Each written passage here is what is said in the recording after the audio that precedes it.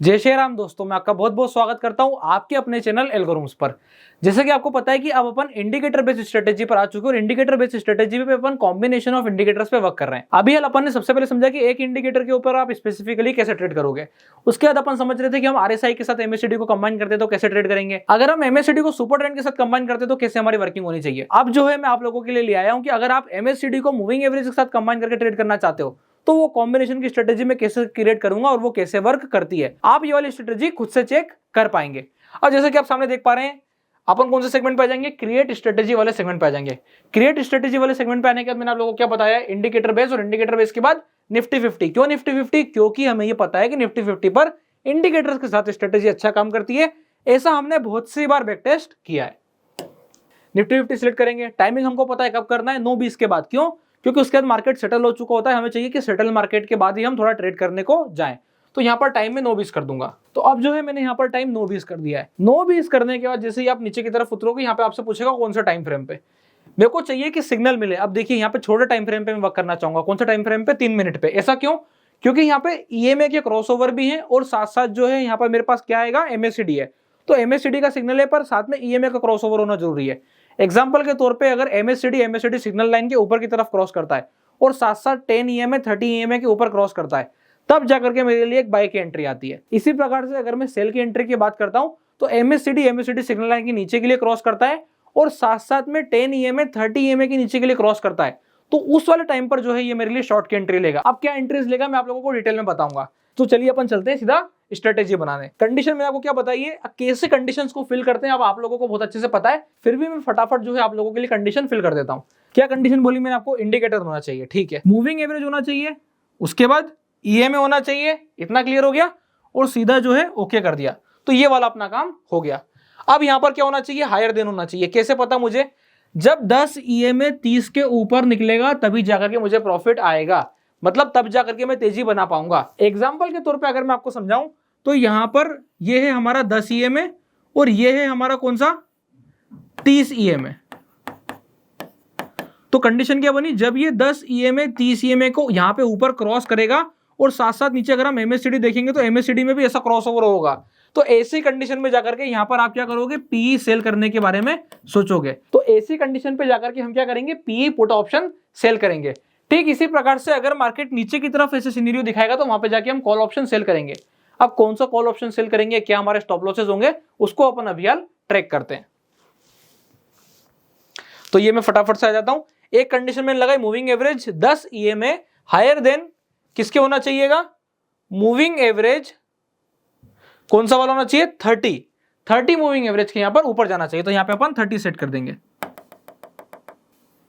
तो यहां पर जो है मैंने 30 डाल दिया है। कंडीशन क्या बनी, moving average higher than moving average कौन सा, 10-30 के ऊपर। तो तेजी का ट्रेड होना चाहिए, ठीक है। फटाफट से जो है मैं आपको शॉर्ट की एंट्री भी करके दिखा देता हूं। यहां पे क्या आ जाएगा, लेस देन। क्यों आ जाएगा लेस देन? क्योंकि मूविंग एवरेज 10 जब 30 के नीचे जाएगा तो मुझे मद्दी करनी है। बोले बहुत बढ़िया। अब यहां पे मैं फटाफट से जाऊंगा, इसको क्या कर दूंगा, 30। और ये कंडीशन मैंने ईएमए की डाल दी है। अब क्या कंडीशन आ गई है, अगर 10 लेस देन 30 होगा तो मेरा शॉर्टकट ट्रेड हो जाएगा। साथ में वो कंडीशन क्या चाहिए, साथ में मुझे एमएससीडी की कंडीशन भी चाहिए। फटाफट से आपको खुद पता ही है एमएससीडी कंडीशन कैसे लगाते हैं, एमएससीडी, उसके बाद आपको चाहिए यहाँ पे हायर देन किसके ऊपर, एमएससीडी सिग्नल के ऊपर। अब आप बोलोगे ये सब मैं आपको ऑलरेडी प्रीवियस वाली वीडियोस में बता चुका हूं। अगर आपने प्रीवियस वाली वीडियो नहीं देखी है जिसमें मैंने आपको एमएससीडी सिग्नल को एक्सप्लेन किया है, जिसमें मैंने आपको आरएसआई सिग्नल को एक्सप्लेन किया है, तो आप लोग जाके वो वाली वीडियोस देख सकते हैं। अब यहाँ पे MSCD higher than MSCD signal होना चाहिए। सेकंड नंबर पे आ जाते हैं। कंडीशन क्या बनेगी, MSCD less than MSCD signal. तो ये बहुत इजीली अपन ने यहाँ पे कंडीशन सेट कर ली, हमको कोई सी दिक्कत यहाँ पर भी बिल्कुल भी नहीं आ रही है। और अगर आप प्रीमियम की बात करेंगे, कौन सा प्रीमियम जो है मैं यहाँ पे सेल करने वाला हूँ या बाय करने वाला हूँ, तो वो भी अपन बहुत इजीली निकाल लेंगे।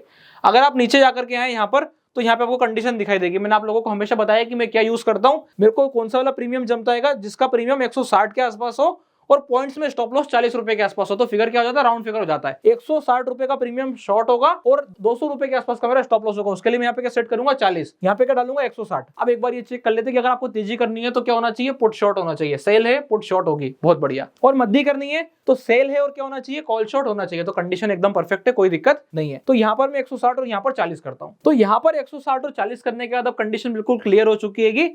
जब भी मुझे ईएमए ऊपर की एंट्री देगा, ठीक है, साथ साथ एमएसीडी ऊपर की एंट्री देगा, तो मेरे लिए एल्गो जाकर के 160 रुपए का पुट ऑप्शन शॉर्ट करेगी, जिसका स्टॉप लॉस 40 पॉइंट का होगा। अब कंडीशन क्या बनेगी, जब तक इसी कंडीशन बन रही है वो ट्रेड रखेगा। जहां से कंडीशन पलटेगी वो क्या करेगा, इस वाले ट्रेड को एग्जिट करेगा और अदर साइड की एंट्री डालेगा। कब, जब ईएमए भी नीचे की तरफ क्रॉस करेगा और एमएसीडी भी नीचे की तरफ क्रॉस करेगा, तब जाके आपको शॉर्ट की एंट्री देगा। अगर गलत होगा तो क्या होगा, आपका जो 40 पॉइंट का, आपका 40 पॉइंट का जो स्टॉप लॉस है वो ट्रिगर हो जाएगा।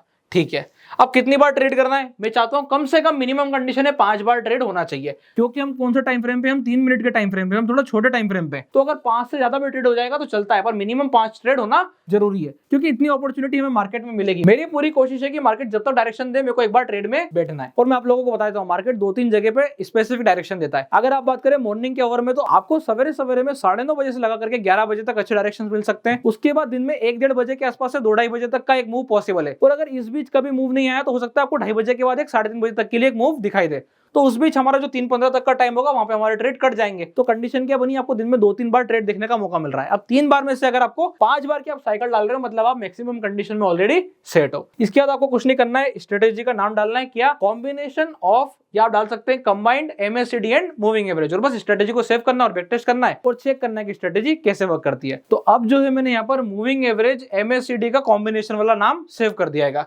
सेव करके मैं आगे की तरफ बढ़ूंगा, सीधा आपको पता है कौन से वाले सेगमेंट पे जाते हो, जहां पे आपकी स्ट्रेटेजी सेव होती है। जितनी दुनिया भर की स्ट्रेटेजी आपने बनाई है वो सारी आपको यहाँ पर सेव मिलेगी। इसके बाद मैं क्या करूंगा, यहाँ पर सिंपल सीधा सा गेम है, उसको करूंगा मैं बैक टेस्ट।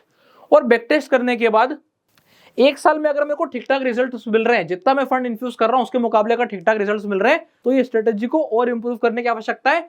अगर ठीक ठाक रिजल्ट नहीं मिल रहे हैं तो फिर वहां पर मैं जाके क्या करूंगा, अगर ठीक ठाक रिजल्ट्स नहीं नजर आते, इसका मतलब ये स्ट्रेटेजी खराब है, मैं फिर एमएसीडी के साथ मूविंग एवरेज नहीं चलाऊंगा। अब ठीक ठाक रिजल्ट्स का मतलब क्या होता है, देखिए ठीक ठाक रिजल्ट्स का मतलब ये होता है कि एटलीस्ट 50% से ज्यादा का रिटर्न आना चाहिए। अगर मैं जाके एक नेकेड कॉल ऑप्शन शॉर्ट करता हूं और पूरे साल भर एक कॉल ऑप्शन शॉर्ट करता हूं, तो मेरे को ईयरली रिटर्न क्या आ रहा है, अगर मेरा रिटर्न 50% से ज्यादा है, इसका मतलब मैं ये मानता हूं कि वो ठीक ठाक स्ट्रेटेजी है और उसमें और भी इंप्रूवमेंट के स्कोप्स पॉसिबल है। तो यहाँ पे क्या कंडीशन दिखाई दे रही है, यहाँ पे हमको 40,000 के आसपास का प्लस आता है, इंडिकेटिंग कि हाँ यहाँ पर ये 50% के आसपास है, उससे थोड़ा बहुत ज्यादा छू लेता है। तो कंडीशन क्या निकल के आती है कि हाँ यहाँ पे और इंप्रूवमेंट के स्कोप्स पॉसिबल है।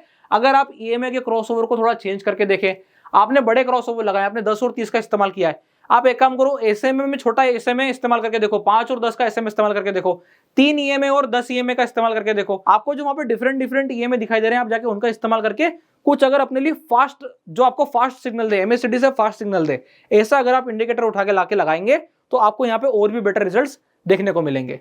कंडीशन क्या बनी, क्या क्या ये ट्रेड करता है, वो सब भी आप नीचे जाकर के चेक कर सकते हो। जैसे कि इसका विनिंग ट्रेड्स क्या है, इसका लूजिंग ट्रेड्स क्या है, इसकी स्ट्रिक कितनी है, विनिंग स्ट्रिक कितनी है, लूजिंग स्ट्रिक कितनी है। अगर पैसा बनाने को आएगा तो 5 दिन तक लगातार पैसा बनाता है, अगर पैसा लूज करने को आएगा तो 6 दिन तक लूज करता है। इंडिकेटिंग क्या इंडिकेट करता है कि नहीं इतनी परफेक्ट नहीं है। क्यों, इसके पहले हमने और भी स्ट्रेटेजीज बनाई, वो परफेक्ट निकल के आई है। ये वाली स्ट्रेटेजीज क्यों परफेक्ट नहीं आ रही है, क्योंकि यहाँ पे हमें एक ड्रॉबैक पॉइंट मिला। क्या ड्रॉबैक पॉइंट मिला कि जीतती है तो 5 बार, अच्छा, और जाते हैं पैसे तो 6 बार, मतलब गड़बड़ है। इसको हमें इंप्रूव करना पड़ेगा। इंप्रूव कैसे करेंगे, उसके लिए मैंने आप लोगों को ऑलरेडी बहुत सारे सॉल्यूशंस बताए, तो उसके हिसाब से जाकर के आप इंप्रूव कर सकते हैं। अगर आप लोगों को वीडियो अच्छी लगी और आप लोगों को मजा आ रहा हो कि कैसे हम कॉम्बिनेशन ऑफ इंडिकेटर के साथ वर्क करते हैं, तो आप लोग इस वाले वीडियो को लाइक कर सकते हैं, चैनल को सब्सक्राइब कर सकते हैं, और इसी प्रकार के और शानदार लर्निंग कंटेंट के लिए आप जुड़े रहिएगा एल्गोरूम से।